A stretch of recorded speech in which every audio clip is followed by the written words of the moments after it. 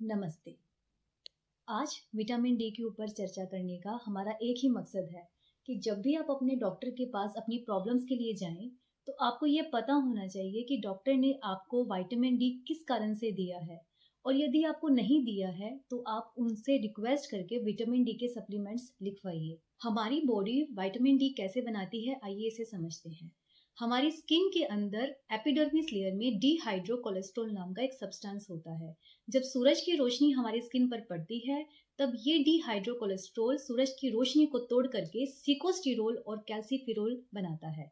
Calciferol एक तरह का विटामिन डी है जो कि इनएक्टिव फॉर्म है। अब हमारी बॉडी के लीवर और किडनी ये inactive form of vitamin D को ब्रेक डाउन करके हाइड्रोक्सिलेशन करके active form of vitamin D बनाते हैं। ये कुछ स्पेसिफिक एंजाइम्स की हेल्प से पॉसिबल हो पाता है। Kidney finally active form of vitamin D बनाती है, जो 1 अल्फा हाइड्रोक्सिलेज एंजाइम इसके अंदर स्पेशली यूजफुल होता है। अब यहाँ पर मैं वीडियो को आगे ले जाने से पहले ये बात कहना चाहूँगी कि तो यानी कि किडनी ये जो finally active form of vitamin D बनाती है, इसको कैल्शियम की, फॉस्फोरस की, थायराइड हार्मोन की मदद चाहिए होती है। तो इससे हम ये समझते हैं कि यदि हमारी बॉडी में किसी भी प्रकार का लीवर डिसफंक्शन है, किडनी की प्रॉब्लम है या हमें थायराइड की कोई प्रॉब्लम है, तो हमारी बॉडी में विटामिन डी की डेफिशिएंसी हो जाएगी। तो यानी कि आपको विटामिन डी सप्लीमेंट्स लेना ज़रूरी है। देखिए, जैसे हमें सांस लेना ज़रूरी है, वैसे ही हमारी बॉडी के लिए विटामिन डी ज़रूरी है। जो डिप्रेशन के पेशेंट्स हैं, वो मेरी बात ध्यान से समझें कि हमारे जो ब्रेन के अंदर कुछ सेंटर्स होते हैं, जैसे सिंगुलेट कॉर्टेक्स और हिपोकैम्पस, जो कि मूड रेगुलेटर होते हैं। इनके अंदर विटामिन डी के रिसेप्टर्स पाए जाते हैं। तो in the case of depression, if you are suffering, please take vitamin D supplements, it will improve your symptoms. Vitamin D हमारी इंटेस्टाइन्स में से मेनली कैल्शियम का एब्जॉर्प्शन करवाता है।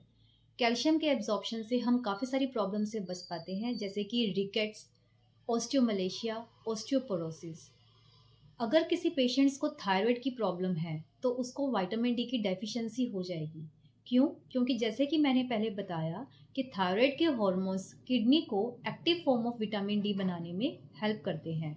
यदि आपको कोई भी थायराइड की प्रॉब्लम नहीं है और डेफिशिएंसी ऑफ विटामिन डी है, तो आपको थायराइड डिसऑर्डर्स जैसे कि ऑटो इम्यून डिसऑर्डर्स, हाशिमोटोस डिजीज होने का रिस्क फैक्टर रहता है। जो कि पीसीओडी के पेशेंट्स हैं, जिनको कंसीव होने में प्रॉब्लम होती है, उनके अंदर 80 to 90% विटामिन डी की डेफिशिएंसी पाई जाती है। छोटे शहरों में उनको विटामिन डी लेवल चेक ही नहीं करवाया जाता। अगर पीसीओडी के पेशेंट्स विटामिन डी सप्लीमेंट्स लेते हैं, तो जो सिम्टम्स होते हैं पीसीओडी के, वो काफ़ी हद तक नॉर्मलाइज होने में हेल्प हो जाती है। तो प्लीज़ डॉक्टर से कंसल्ट करा के विटामिन डी सप्लीमेंट्स ज़रूर अपनी मेडिसिन में ऐड करवाइए। गर्मियों में अक्सर ही हमें वायरल फीवर देखने को मिलता है, लेकिन सर्दियों में जिसको देखो उसको कॉमन कोल्ड कफ की प्रॉब्लम अक्सर मिल जाया करती है। सिंपल सा फंडा है, विटामिन डी की मात्रा कम होने के कारण हमें वायरल होता है।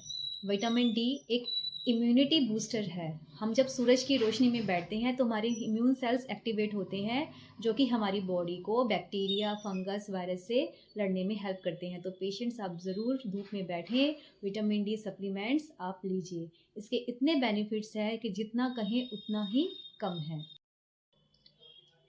जो पोस्ट मेनोपॉजल वुमेन है, जिनके पीरियड्स बंद हो गए हैं, उनको विटामिन डी सप्लीमेंट्स ज़रूर लेना चाहिए। क्यों? क्योंकि उनकी बॉडी में ईस्ट्रोजन की कमी हो जाती है, और ईस्ट्रोजन की कमी से हमारी बॉडी में कैल्शियम का एब्जॉर्प्शन बहुत कम हो जाता है। कि हमें हमारी बॉडी के लिए उचित मात्रा में ही विटामिन डी चाहिए होता है। विटामिन डी का अगर ओवरडोज हो जाए, तो हमें नोजिया, वॉमिटिंग, प्यास अधिक लगना, कैल्शियम का एब्जॉर्प्शन ज़्यादा होने से पथरी होने का डर रहता है। इसलिए उचित मात्रा में ही विटामिन डी के सप्लीमेंट्स चेक करवा करके ही लीजिए। जिनको विटामिन डी की कमी रहती है, वो मार्केट में अवेलेबल विटामिन डी के सप्लीमेंट्स लिए जाते हैं। इसमें विटामिन D2 और D3 अवेलेबल है। D2 तो मिलता है प्लांट से और D3 मिलता है एनिमल प्रोडक्ट से। ये दोनों ही कमर्शियली बनाए जाते हैं। तो दोनों ही विटामिन डी हमारी बॉडी में इंक्रीज़ करते हैं, पर ये देखा गया है कि जो विटामिन डी 3 है, वो लंबे समय तक हमारी बॉडी में विटामिन डी को इंक्रीज़ रखता है। विटामिन डी की कमी कब-कब होगी? जब जो सूरज की रोशनी में नहीं बैठेगा उनको, जो हमेशा बंद कमरे में रहते हैं, घर से ऑफ़िस, आजकल घरों के अंदर भी बिल्कुल भी वेंटिलेशन और जो पहले के टाइम में एक ओपन एरिया रखते थे लिविंग में, वो भी नहीं होता है। घर से ऑफ़िस, ऑफ़िस से घर, उनको कमी रहेगी विटामिन डी की। वुमेन्स आफ्टर सेवरल प्रेग्नेंसीज़ और जिनको थायरॉइड की प्रॉब्लम है, लीवर की प्रॉब्लम है और किडनी की प्रॉब्लम, बिकॉज़ मैंने पहले ही बताया कि ये विटामिन डी बनाने में हेल्प करते हैं। जिनको कैल्शियम और फ़ॉस्फ़ोरस की कमी रहती है डाइट के अंदर, उनके अंदर विटामिन डी की कमी रहती है। थैंक यू, धन्यवाद। मेरे चैनल को लाइक कीजिए, सब्सक्राइब कीजिए और आने वाली वीडियोज़ के लिए हमें इससे मोटिवेशन मिलता है।